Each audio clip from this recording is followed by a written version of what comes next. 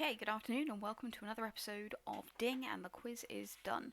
Let's start off with our Today in History. I've had a little bit of a break since I've last recorded, so today is the 11th of April and it is the anniversary of Apollo 13, which was a very troubled mission to the moon, launching in 1970. So, as usual, the link to the Do Now quiz is in the description. You should pause the video and do it now. Okay, so we've covered the Battle of Hastings, and now we're going to move on to how William secured control after the Battle of Hastings. We're going to do this in two stages, so this lesson is going to focus immediately on the period between the Battle of Hastings and William the Conqueror being crowned, and then the lesson after that is going to focus on his actions immediately after being crowned. So, we're going to be tackling our third type of exam question within the Normans paper, which is the account question. This is one that a lot of people find a little bit tricky to get their heads around, so we're going to spend the kind of writing portion of this lesson just focusing on the structure of it and getting you to practice one of the paragraphs. So, before we do our reading today, there is a really key concept that I want to emphasise, and that's that winning a battle does not mean becoming king. It also doesn't mean that you're necessarily strong enough to force your way to become king. So even though William had killed the previous king of England, even though he'd won the Battle of Hastings, that did not mean that he automatically became king of England in October 1066. And the couple of months after the Battle of Hastings is when he tries to make sure that that can actually happen. Now this results in a really interesting debate about where power comes from and what being a king actually is. We saw with Edward the Confessor in the 1050s that he may have had the title of king, but that didn't necessarily mean that he had any power. In reality, the Godwines and Godwins were the power behind the throne.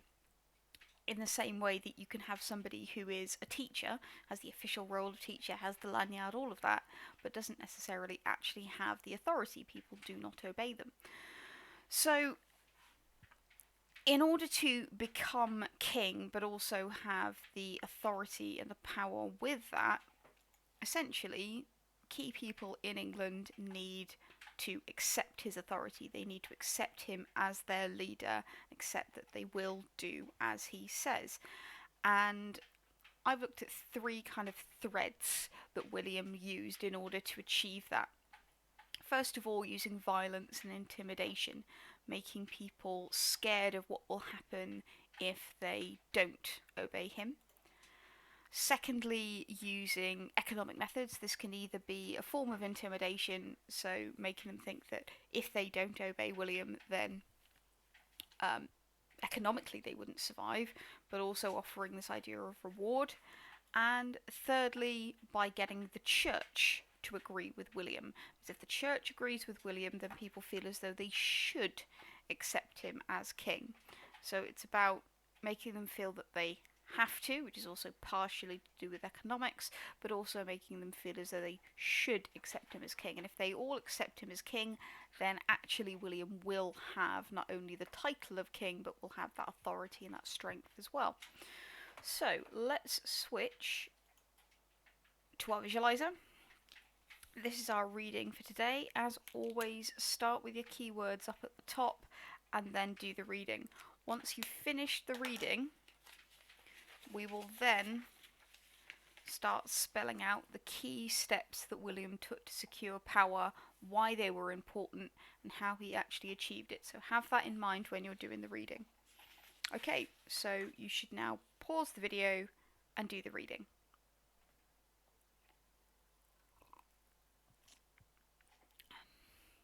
Okay, so what you should have seen from this reading is that William's path to the throne after the Battle of Hastings was not easy. He was expecting it to be easy. He went, see in this paragraph here,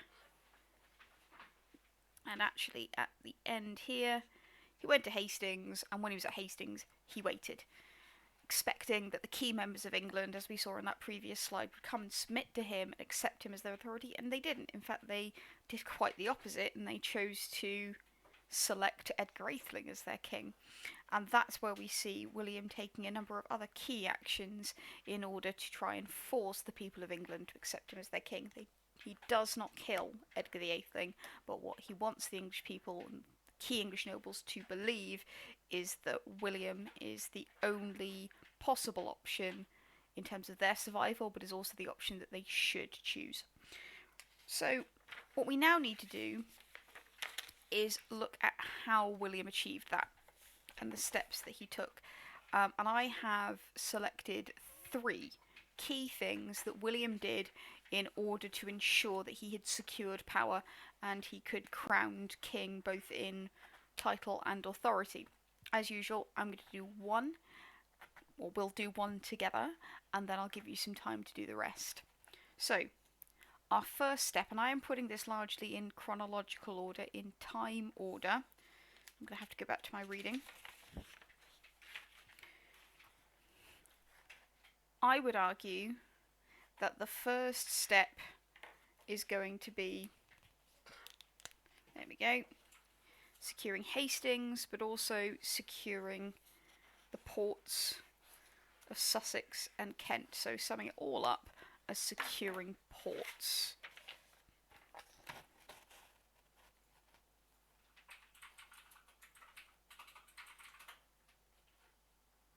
Let's just quickly check my camera to see that you can see what I'm writing. Yes, you can. Okay, so have I got my definition? Okay, I don't have a definition of port. So a port is essentially a city on the coastline which can be used to trade or to load or offload goods. And we need to think about why it's so important at this point in time that William had access to ports. A lot of this comes down to numbers. William invaded with a fairly substantial army, but that army has been depleted after the Battle of Hastings, and he's still massively outnumbered within England. So having these secure ports is going to allow William to get reinforcements from Normandy and reinforcements from other areas of France.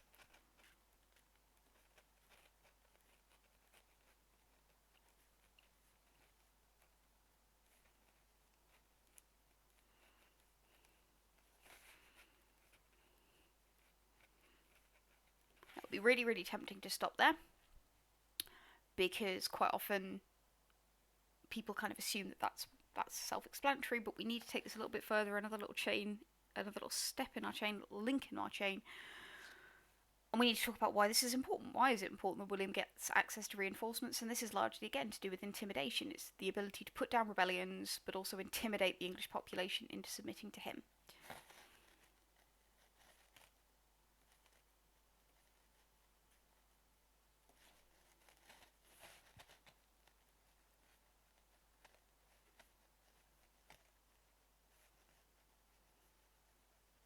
And in fact, we can see the need for this when we look at the seizure of London, or the holding of London, by Edgar the Eighthling, Edwin and Morcar. They were essentially prepared to hold it against any force until they realised that William could attack the city from another angle, and this demonstrates the need for William to continue to have a strong army. So I'm just going to pop that in brackets because that's a good example.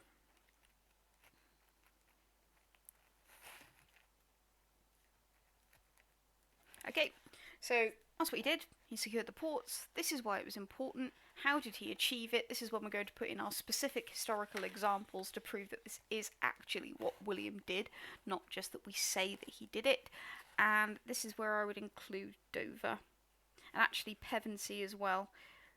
Nowadays, Pevensey Castle is about a mile inland, but 1,000 years ago it was right on the coastline. In fact, there is an area on the wall which would have served as a very, very basic port.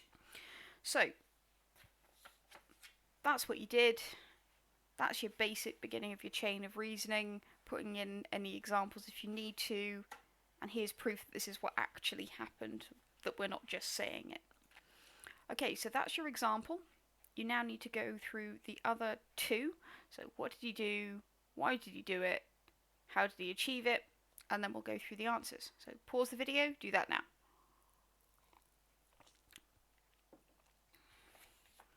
Right.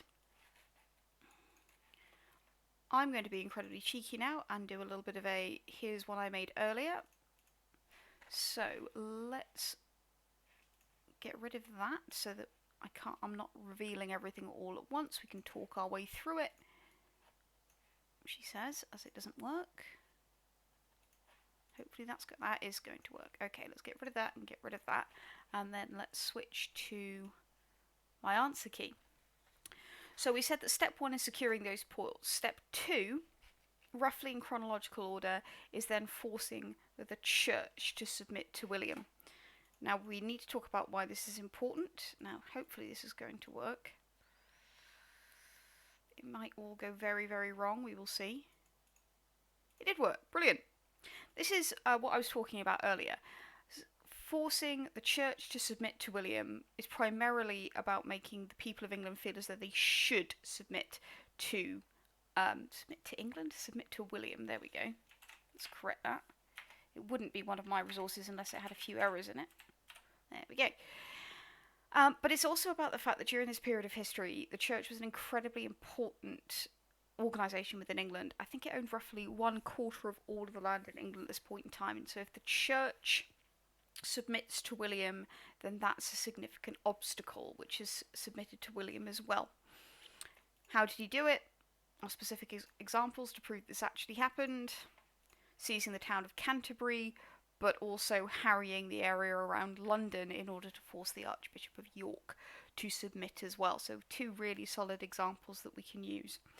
Right, I'm going to have to switch the visualizer really quickly so that I can hide this last bit. As you can tell, I'm incredibly well prepared for this episode. There we go, let's switch back.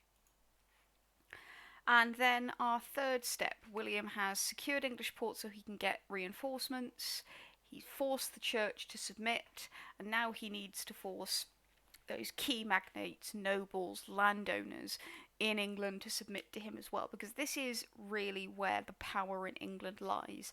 These are the men with the money and therefore the troops that could seriously challenge him. And if they all band together and they all disagree with having William as king, he can have the crown all he likes, but he's not actually going to be able to exercise any authority, or at least if he does, he's going to have to force it continually through military action, which he doesn't want.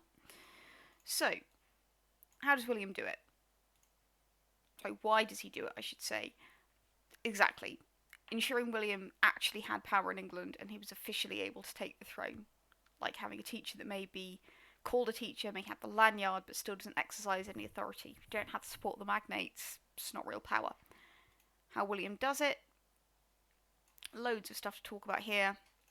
Harrying the area around London, and it's important when we talk about that, that a lot of that land would have been owned by magnates and controlled by magnates. And so this is all about removing that economic power or making an economic threat. Seizing the royal treasury in Winchester. First of all, it's removing wealth, but it's also potentially providing William with money that could be used to pay for further troops, mercenaries, troops who aren't affiliated with a particular country but are paid to fight. So these are the 3 main steps: securing ports, forcing the church to surrender, and then forcing key magnates to surrender. And all of this feeds into this task. Write an account of how William the Conqueror secured power in 1066 after the Battle of Hastings. Let's switch back to the visualizer for this one because I'd like to do a little bit of work with a highlighter. Okay, so this word, account, this is one that quite often can throw pupils, and historically pupils find the account questions the most difficult to deal with.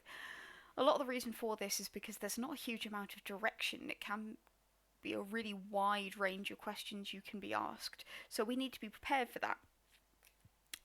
And so what I've done is given you the blurb that AQA gives us as teachers to determine the top marks for this question. It's an 8-mark question, so what would get 7 or 8 marks out of 8. Students may progress from a developed narrative of change with complex reasoning supported by a range of accurate and detailed factual knowledge and understanding. For example, an explanation of different impacts, consequences of change in the broader historical context. Now, it's not always change. It can also be continuity. Things staying the same. I think it was a couple of years ago that AQA asked an absolute blinder of an account question when they asked for an account of how things stayed the same in Norman villages, which threw quite a few people. So it can be change or continuity. And if we're going to pull out the key points of what's really going to get you the marks here, complex reasoning, a range of accurate and detailed factual knowledge and understanding, and a developed narrative.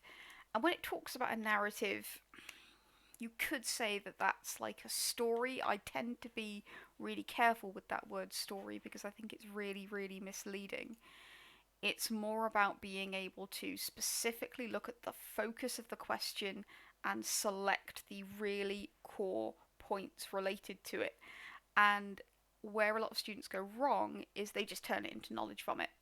They will look at, for example, we look at this question, write an account of how William the Conqueror secured power in 1066 after the Battle of Hastings. They will read after the Battle of Hastings and they will just write everything that happened. They will essentially just reproduce that reading word for word, or they will go into a huge amount of depth about who was rebelling and why were they rebelling, and detail that isn't really needed within a 10-minute answer. So what AQA wants is they want you to really carefully select points that are related to the question. They want it organised, and they want everything backed up with facts and examples. And if we do that, we're going to end up with a strong account answer. The problem with account questions, as I've said, is they're just so broad and there's such a range of questions that could be asked that it's quite difficult sometimes to pin down exactly what you should be including over a range of questions. So, I've given you an example here, which we're going to read through, and then you're going to be set the task of writing a further paragraph. This focuses on that first point at the top, securing points, because it's almost like I planned it. Each one of these would translate into a paragraph in an account question. And I would argue, I know I usually say 2 paragraphs, I would argue actually that this account question would probably need 3 for the full marks, because it does fall into 3 broad themes. It won't always, but in this case I think it does. Okay. Despite the huge number of the English nobility who were killed during the Battle of Hastings, the Normans were still outnumbered in England during William's attempts to secure power in the final months of 1066. One step that William took to solve this problem was by securing key ports on the south coast of England, such as the town of Dover. Securing ports along this coast gave William the ability to easily obtain further reinforcements, which would be key in both forcing key magnates to submit and in defeating rebellions in the long term. So there's a number of things I've done here which are really quite subtle, but which are going to push this paragraph from just being a narrative to being a developed narrative. First of all, this first very long sentence here is me kind of explaining why William needed to take the step that I'm going to describe. The Normans were still outnumbered, even though a large number of the nobility had been killed. So I'm demonstrating the fact that I understand what's happened before. I also understand why what I'm about to explain is important. It's me kind of setting the scene without going into a huge amount of depth. One step that William took to solve this problem was by securing key ports on the south coast of England, such as Dover. Here's what he did. Here's an example to prove that's what actually happened. Now I'm going to explain why that was important, but I'm going to set it within the scene of this overall topic. Securing ports along this coast gave William the ability to easily obtain further reinforcements. Now, lots of people would be tempted to stop there, and it's really important that you don't, because the second half of this sentence is, again, what separates it from being a narrative to being a developed narrative. If I were to just stop it there, that, in theory, could be a sentence which could be used for any topic, whether that was, I don't know, William the Conqueror in 1066, Hitler and the Nazi government securing the Atlantic Wall in the late 30s and 40s. Like, it could be applied to multiple different historical situations. It's the bit afterwards which sets that point within this specific topic, which would be would be key in forcing key magnates to submit and defeating rebellions in the long term. This bit is a really key signpost telling you that I'm going to be talking about how William forced key magnates to submit. I'm not going to be talking about rebellions in this answer because it's talking about in 1066, but actually this little bit here, rebellions in the long term, shows that I have an understanding of the complete story in the long term narrative, which we obviously haven't built up yet, but we will, but it's a good demonstration of how we can do it eventually there. So a little bit of setting the scene, but trying to avoid knowledge vomit, making it clear that I know why this needed to happen, what happened, and an example to prove me right, why this was important, but making sure I set it within the narrative of this overall events rather than just giving a generic explanation which could be used for any historical event. So that's my example, which is that top one there. What I now want you to do is write me one further paragraph, which could either be forcing the church to submit to William or forcing key magnates to submit to William. This is our first time. I'm going to give you 5 minutes for that paragraph. And obviously, as always, you can use this as an example to help you structure your answer, but I'm not interested in seeing my work again, so please do not do securing ports. So, pause the video and write your answer.